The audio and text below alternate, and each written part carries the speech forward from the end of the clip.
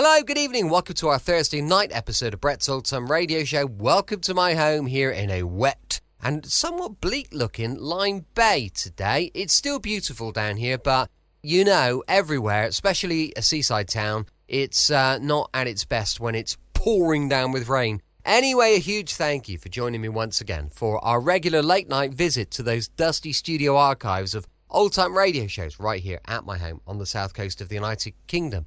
I'm Brett, I'm your host for our Nightime podcast. Welcome to another episode. I've got Facebook, Instagram, YouTube, all called Brett's Old Time Radio. Listen, just thinking about it, you might better give us some feedback on this.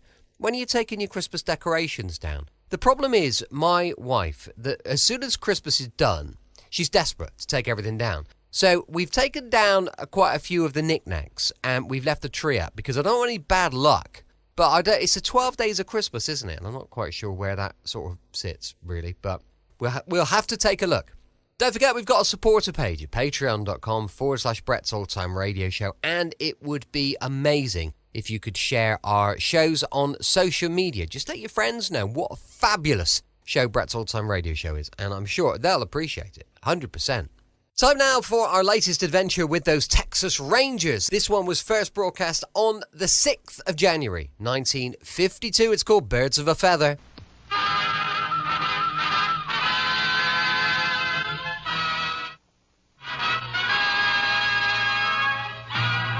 Tales of the Texas Rangers, starring Joel McRae as Ranger Jace Pearson. Another authentic reenactment of a case transcribed from the files of the Texas Rangers.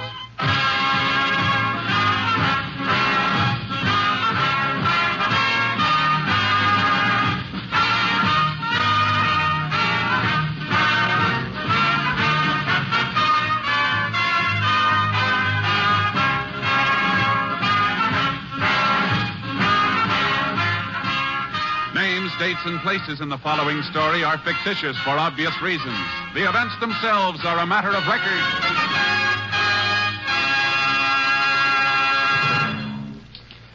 Right now, I'd like to give you some of the listening highlights of tomorrow's Monday Night of Music on NBC.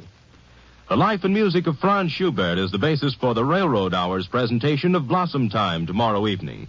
Starring Gordon MacRae and Nadine Connor, Blossom Time is one of Sigmund Romberg's most famous musical romances. Be sure to hear it tomorrow as presented by the Railroad Hour.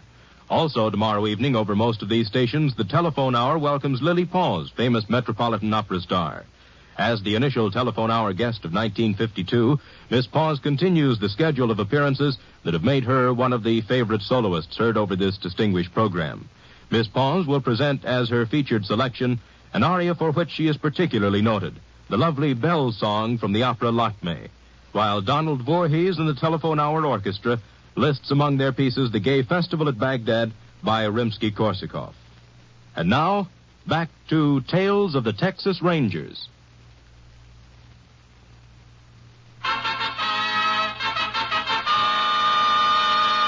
And now, from the files of the Texas Rangers, the case called Birds of a Feather.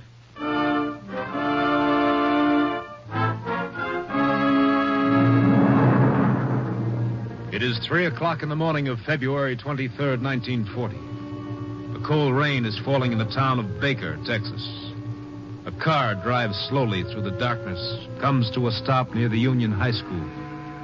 The two occupants sit, looking up the street toward the school grounds. Hold down the window, Freddie. You can see better. What? Oh, sure, Ben, sure. Yeah, we got it set for 8:45 this morning. He'll come down this street heading for the school. We'll be right here waiting for him. Yeah, but suppose it don't show up. He will. Ain't I been checking it every day for a week? Yeah, but suppose it don't. Suppose something goes wrong. Nothing's gonna go wrong. Joe's out the shack now. We want to have everything ready for him. You'll be driving then, and what's the matter with you, Freddie? You ain't even listening. Sure. Heard every word you said. Well, what did I say? Joe's out at the shack. And what? Well, guess I must have missed her, right? Yeah, you must have. You're scared, ain't you, Freddie? Ain't you? Okay, so I'm scared. Who wouldn't be on a job like this? Look, Ben, why don't we stick to filling stations? We're making a living. A living? $15 here, 20 there. What kind of living's that? We'll get more off this job than we hit in 100 filling stations. I don't like it, Ben. I just don't like it. All right, let's get out of here. Roll up your window. All right. I'll tell you something, Freddie. Joe ain't gonna be happy when he finds out you've been crying like this. I know, but Now, shut up and listen. This thing we got planned, it's big. We can't afford no slip-ups. Now, just relax. Three of us always done all right. Sure, but we never tried nothing like this before. Well, sure, if it goes okay, you win a lot, but if you lose, it's for good. We ain't gonna lose. Well, Okay, Ben. You're set for the job. I won't argue. Only, I'm pulling out. You what? Well, I can't help it if I'm scared, can I? Oh, why don't you say something? Oh, look, Ben, you and Joe can handle a job. It don't need 3 men. I might just louse you up. Yeah. Yeah, you just might. Well, I wouldn't do you no good feeling like I do, you know. I'll catch a train back to Dallas this morning. Sure, Freddie, sure. I wouldn't want you to do nothing you're scared of. Oh, I'm sure glad you feel that way, Ben. I was afraid you'd be sore. Me, Freddie? No. We've been through too much together for me to get sore at you. Now, if you don't want to... What's the matter, Ben? The car feels funny. Must be this old road. No, it ain't the road. Feels like the back tire's flat. Maybe I better stop. Get the flash out of the dashboard and take a look, huh, Freddie? All right.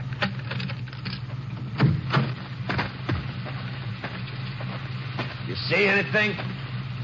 Right rear looks okay. Sure it's wet out here. What about this one? Bring a light over. All right. Well, that looks okay, too. I reckon you imagine things, Ben. Yeah. Hammer the flash, Freddie. Sure, yeah. Now, let's get... Ben, what you doing with the gun? You were right, Freddie. Joe and me can handle the job alone. We don't need you. Ben, no. Like you said yourself, you might louse us up. But I said I was leaving town. You never hear from me again, Yeah, Ben. but you'll know about the job, Freddie. You'll know who done it. Ben, don't be crazy. Ben!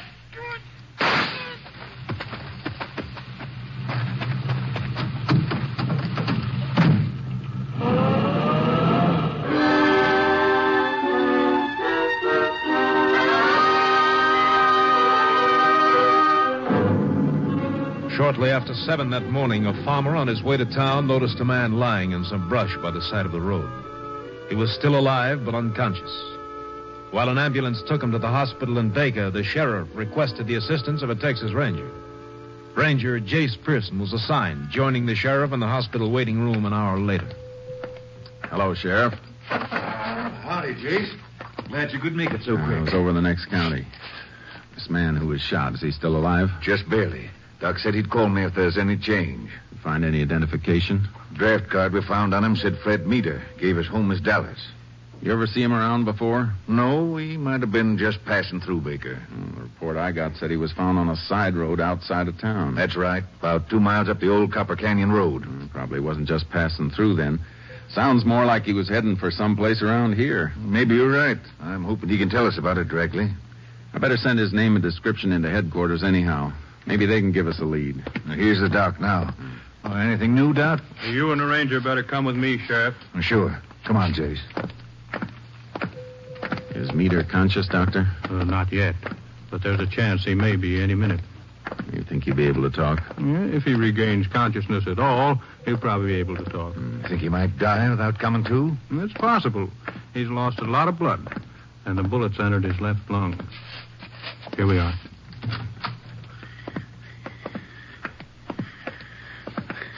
You can leave him now, nurse. I'll stay with him. Looks the same as it did a while back, Doc. Not quite. Pulse a little weaker, respiration slower. I'm afraid he's just about finished. No chance of his pulling through. Sounds like he's coming to. How about it, Doc? Well, sometimes just before the end, they do. You see? He's opening his eyes. It's all right if I talk to him now? Certainly. Fred, can you hear me? I think he did hear you, Jace. Who shot you, Fred? Tell us, who shot you? Look, Jace, he's trying to say something. Yeah. John Warren. John Warren. Wait. Just a minute, Sheriff.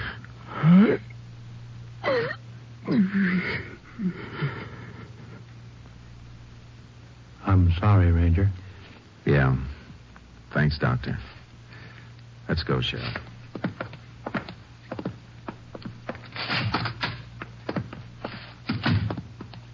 You know the name John Warren, Sheriff? Sure do, Jace. This Meter fella, he's all wrong. Why, John Warren's one of the leading citizens in Baker. Does he live nearby? About a mile out of town. But, Jace, this don't make sense. I know John well. He wouldn't have any connection with a kid like that. That's something we better make sure of. Come on, Sheriff. We're going to visit Mr. Warren.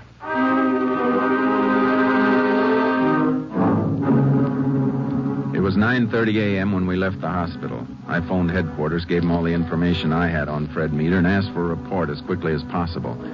Then we headed for John Warren's home. It was a rambling ranch-type house set back in the low hills just outside town. Mr. Warren opened the door for us himself. Howdy, John. Well, Sheriff, this is a pleasant surprise. Come in, come in. Thanks. This is Ranger Pearson, John. Howdy, Ranger. Come on, over here by the fire. Well, sit down, sit down. Yeah, sure glad you stopped by. I'm afraid this isn't a social call, Mr. Warren. Oh, well, no matter. Glad to see you anyhow. It gets lonely around here. Boys at school all day. You know, sometimes I think I shouldn't have retired so young. You and the sheriff want some coffee, Ranger? No, thanks. I'd like to ask you some questions, Mr. Warren. Well, sure. Go ahead. Early this morning, a young man named Fred Meter was shot on a side road near Baker. That's so? Well, sorry to hear it. Sorry to hear it. It don't help the town to have things like that happen here. Oh, no reflection on you, Sheriff. You know who shot the fella? I'm coming to that. The sheriff and I were with him in the hospital. Just before he died, he mentioned your name. My name? Why, that's crazy. I didn't know this. Fred Meter. Yeah, Fred Meter. I've even heard of him. Well, Sheriff, you and me been friends for near 10 years. You don't believe this stuff, do you? He did mention your name, John. Well, I don't know what to say. I just don't know what to say.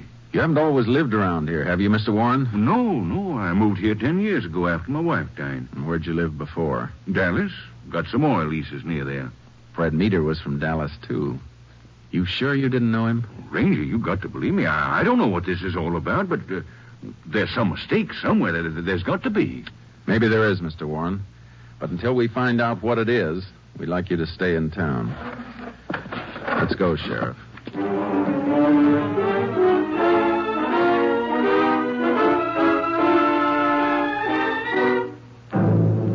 We drove back to the sheriff's office, arriving there just before noon. Sheriff went in to talk to his deputy while I stayed at the trailer to give Charcoal his feed bag. 5 minutes later, I joined the sheriff in his office. Jace, look at this, will you? What is it? Message from Austin. Deputy just gave it to me. Anything about Fred Meter? You bet there is. Fred Meter had a record. 3 convictions for larceny. Filling station jobs. Anything else? Yeah. Seems he worked with a gang. Picked up each time with 2 other fellas. Ben Morphy and Joe Wills. That could be something. We'll get out a pickup on him. There's something else, Jace. Fred Meter, Ben Morphy, and Joe Wills all worked at one time for the Warren Oil Company. John Warren's outfit? That's it. Get your hat, Sheriff. I've just thought of a few more questions to ask Mr. Warren.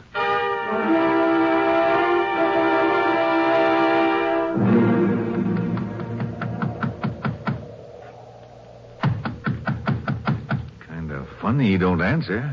His car's still in the garage. Try again, Sheriff. Who's there? Ranger Pearson, Sheriff Holmes. Go away. You better open up, John. I said go away.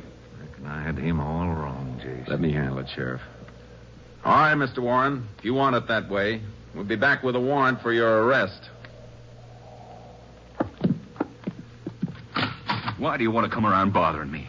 Why don't you go away and leave me be? Let us in, John. Come on. Why didn't you want to see us, Mr. Warren? I can't tell you. All right, we'll skip that for a minute. This morning you said you didn't know Fred Meter. That's right. How many times have I got to tell you? How about Ben Morphy and Joe Wills? You know them? I never heard of them. Now, why don't you go away and leave me be? Mr. Warren, all 3 of those men worked for your oil company. Well, maybe they did. Had hundreds of men working for me. I didn't know all the names. What's that got to do Have with... you forgotten that Fred Meader named you just before he died? No. You want to tell us why he did? All right, I'll tell you. I didn't know when you were here before, now I do. It wasn't me that Meader was talking about. He said your name, John. I heard him. It wasn't my name. Did you ever stop to think that I've got a son? Young Johnny? But He's just a kid. yeah, just a kid. And they're going to kill him. My boy. Mr. Warren. They said if I told the police, they'd kill him. I don't want him to die, Ranger. You hear me? I want my boy alive. Easy now, John. What's this? Don't you about? understand? This note I just got. They've kidnapped my boy.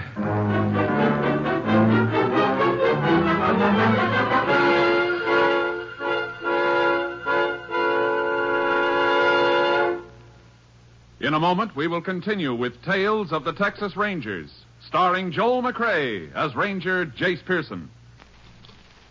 Here is an urgent message for all ship's radio officers. The Federal Maritime Administration is calling all former merchant marine radio officers to come back to sea. Right now, scores of ships are riding at anchor, loaded and ready to sail. Their cargoes are vitally needed by our fighting forces and by our allies. Especially right now, the need for radio officers is acute. If you have had 6 months merchant marine radio operating experience since January 1935 on any kind of FCC license, the American Radio Association, CIO, will help you get an emergency license to ship out at once. You will earn more than $600 a month. Former radio men are urged to write, phone, or wire to the American Radio Association, 5 Beekman Street, New York City, which will put you in touch with the port office nearest your home. Or go now to the American Radio Association, 5 Beekman Street, New York City. And now, back to Tales of the Texas Rangers.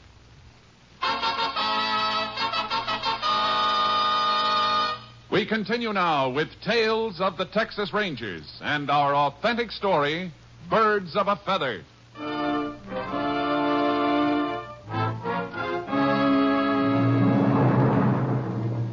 The kidnap note had arrived in the mail that morning, but Warren had not picked it up until a few minutes before we arrived. It was a crudely printed message, unsigned and mailed the night before in Baker. It asked $10,000 for the return of the boy. The money was to be brought in $50 bills to a shack in Copper Canyon at 4 o'clock that afternoon. It was now 1:15. While we read the note, Warren paced back and forth across the room. John, walking back and forth like that ain't going to do no good. Why don't you sit down? Sure, you can say that. It's not your boy they got out there in the cold. Now, John, that ain't fair. You know I feel bad about this. I know you do, Sheriff. I'm sorry. Mr. Warren, are you sure they've actually picked up your son? Well, they must have. I called the school right after I got the note. Johnny never showed up there today. That means they've had him since before 9 this morning. What's the use of talking about it? Just let me leave the money and get my boy back. We'd like to help you get him back. You've read what it said in the note. If I bring the police in, they'll kill him. Mr. Warren, what I'm going to say will sound pretty blunt, but I want you to think about it. No, I can't think. Now, just a minute. You must believe that once the kidnappers get the money, they're going to take the trouble to bring your son back. Well, The Ranger's right, John. They wouldn't do that. Too much risk getting caught.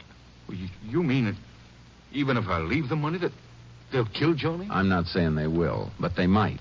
Look at it this way. Sure, the note said they'd bring your son back, but did it say when or how? Well, no. I've seen a lot of these cases, Mr. Warren. I know how tragically most of them end because the victim doesn't call in the police. All right. What do you want me to do? First of all, you've got to understand one thing. We'll do our best to help you, but it's humanly impossible to guarantee anything. I understand that, Ranger. Good. Now, let's see. It's 1:20. How long will it take us to get to Copper Canyon, Sheriff? Well, if we cut across the back of this ranch, shouldn't take us over 20 minutes on horses. Good. You got a horse for the sheriff, Mr. Warren? We sure have. Corral's full of them. Is there some place we can watch the shack without being seen? I reckon the best place would be along the rim of the canyon. They wouldn't spot us there. I don't suppose you have all that cash handy, Mr. Warren. I'll have to get it from the bank. You know any of the bank officials well? The president. One of my best friends. And get the money directly from him. Have him mark the bills and record the serial numbers. Well, he'll want to know why. Tell him, but ask him not to say anything to anybody. All right, Ranger. We'll be taking off now. You can ride to the canyon as soon as you have the money. You want me to leave it there just like they said? That's right. We'll be watching. And we're going to count on catching whoever picks it up.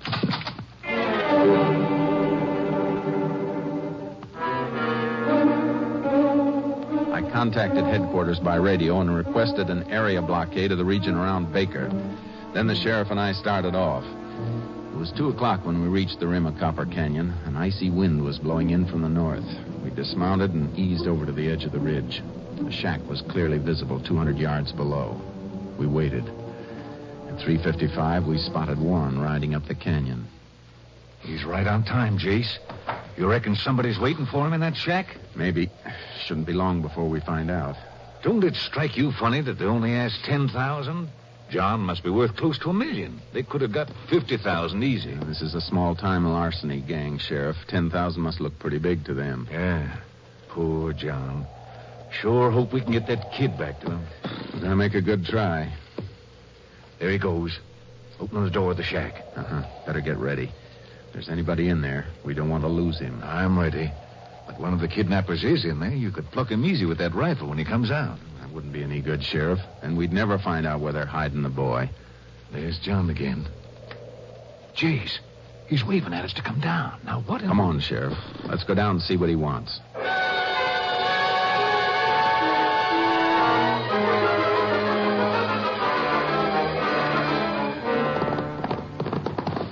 There's something I don't like about this, Jace. Why would John beckon us down here like he did? There's only one way to find out. We'll know in a minute. I don't see him around. He must have gone back into the shack. Oh, Charky. Oh, boy. Oh. Be careful moving in, Sheriff. Maybe some kind of trap.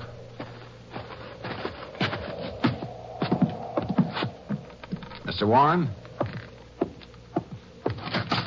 It's all right, Ranger. Come on in. Look what's in this cage. I'll be darned. Pigeons. What's that strapped on their backs? Capsules to carry messages or money. They're homing pigeons, Sheriff. I knew it wouldn't work, Ranger. These men are clever. They don't take chances. Did they leave any instructions? Yeah. Listen. What's it say, Jace? Mr. Warren is supposed to divide the money in 10 parts and put it in those capsules on the pigeons. Yes, and then I release the pigeons and they fly wherever the men are. We're licked, Ranger. I'm not so sure. But if I don't do like they say, they'll kill my boy. You'll do exactly as they say, Mr. Warren, because these pigeons are going to lead us to your son. But, Jace, we can't follow homing pigeons on horseback. Not alone, Sheriff. We're going to have help. What kind of help? A plane. I'll use that walkie-talkie out there on my saddle. Have our nearest unit contact Austin. Ask him to send one of the Ranger planes over here. Sounds like a good idea, Jace. Well, suppose they do bring a plane in. How'll that help you find my boy? We won't release the pigeons till the plane gets here. Then the air unit will keep radio contact with us and lead us to the place where the pigeons land. You reckon it'll work? I hope so. You stay here with Mr. Warren, Sheriff. I'll be back in 10 minutes.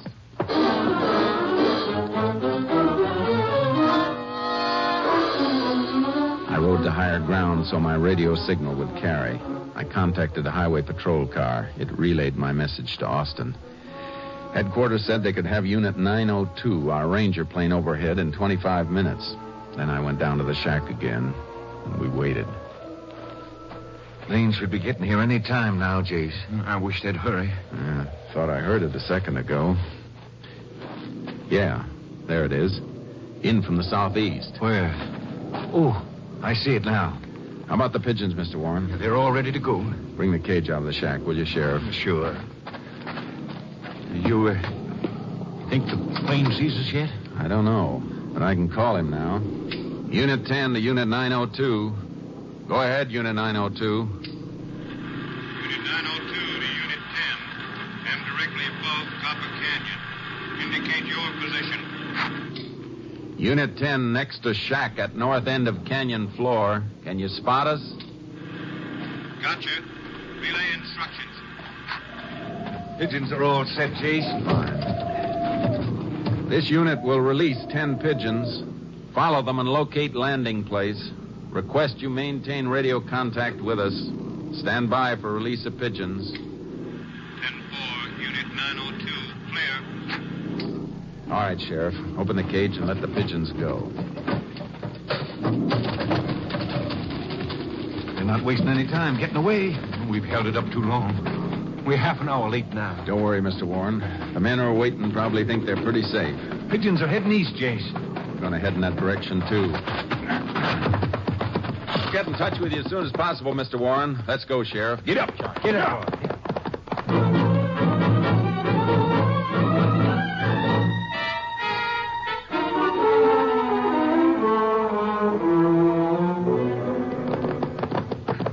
We've been riding for over 10 minutes, Jace. Shouldn't we be hearing from your plane? He's probably got more than he can do just keeping his eye on those pigeons. We'll hear from him. I sure hope it's soon. Gets dark early these days. It could be him coming in now. 902 to Unit 10. Whoa, boy. Unit 10 to 902. Go ahead.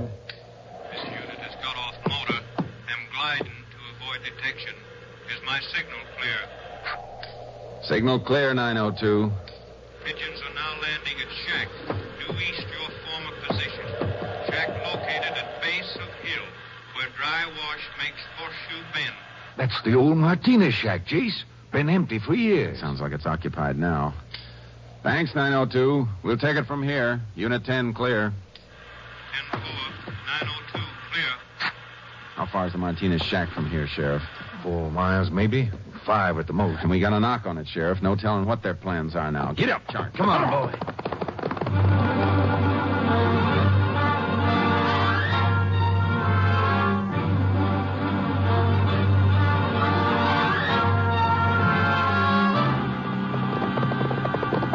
That's it, Chase. Up ahead. Whoa, Charky. Whoa, boy. Easy. Oh, boy. Oh. We didn't make it any too soon. Getting dark already. Better leave the horses here. Wonder if they're still inside the shack. Here's your answer, Sheriff. Car hidden in that brush. Must have driven up this dry wash. Uh-huh. How do you figure to take him, James? They won't be expecting us. Best way is to break in and get him before they can hurt that boy. If they haven't hurt him already. Yeah. When we get to the door, wait till I give the word to go in. Gotcha, Jace. Come on. Pigeons. At least we know we got the right place. Uh-huh. You ready, Sheriff? Whatever you say. Now. Hey, Joe, the cops! Watch it, Jace. All right, Jace? Yeah. You sure clipped this one. He's dead in a doornail. I think we just nicked the other one. Oh, I'm hurt. I'm hurt bad. It's only your shoulder. Where's the boy? In the back room. See if he's all right, Sheriff. Sure. Your name Joe Wills? No. Joe's over there. Get me to a doctor, will you? Young Warren's all right, Jace. I'm untying him. Good. You must be Ben Morphy. Yeah. Get me to a doctor. Oh, my shoulder. There's nothing wrong with your legs, Ben. Get up. It's a long trip to Huntsville, and you're walking the first part.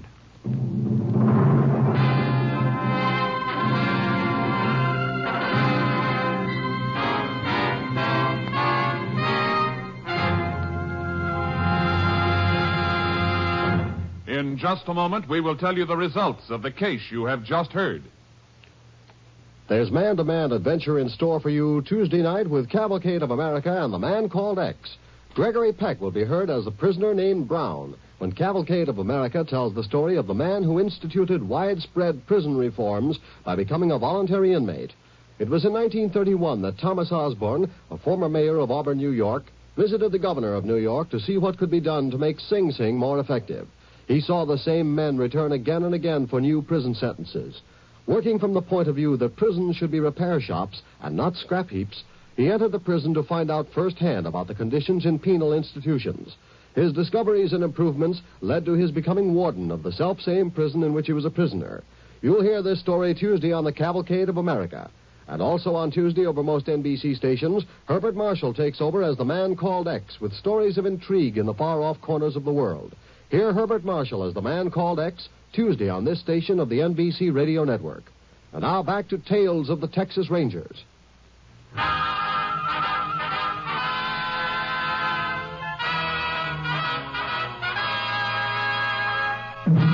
And now, here are the results of the case you have just heard.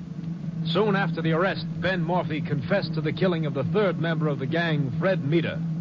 He was tried and convicted on dual counts of kidnapping and first-degree murder. On August 31st, 1941, he died in the electric chair at Huntsville Penitentiary. Next week, Joel McCrea in another authentic reenactment of a case from the files of the Texas Rangers.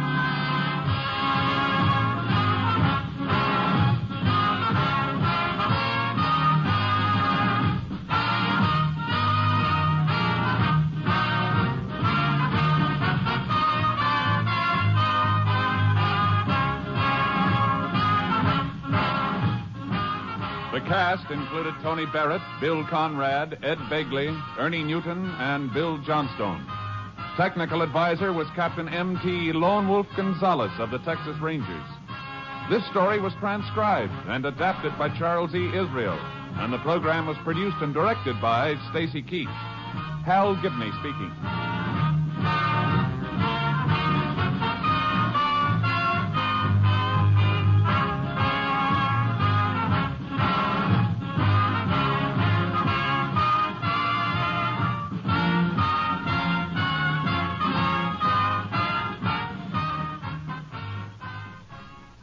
Next, it's The Big Show.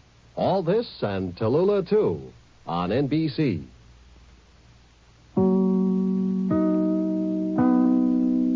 Welcome back. Hope you enjoyed our latest adventure with the Texas Rangers, and with it being a Friday tomorrow, it's a bit of comedy, which is always nice with Dad's Army. That's going to be going live at 5 p.m. GMT. As I mentioned earlier, we've got a supporter page, patreon.com/Brett's Old-Time Radio Show, and don't forget to share the show across your social media with all your chums, because they'll really appreciate it.